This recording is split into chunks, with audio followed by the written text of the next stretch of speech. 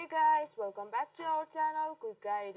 In today's video, I'm going to show you guys how to log in into your FormFire employee account. To do so, follow some simple steps which I'm going to show you guys.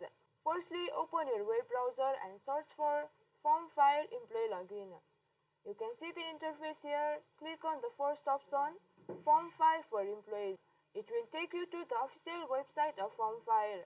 And over here you guys can see the employee login at the top right hand. Click on the employee login button. It will take you to the login page. And over here, enter your username of your account and password in appropriate fields like this. You can confirm the password by clicking on show password over here.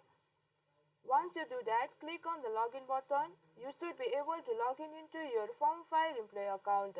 And in case if you guys forgot your login credentials, you guys can recover it by clicking on recover username or forgot your password. And if you want to create an account, you can click on need to create an account.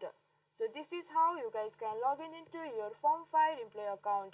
If you find our video helpful, please leave a like and please do not forget to subscribe our channel.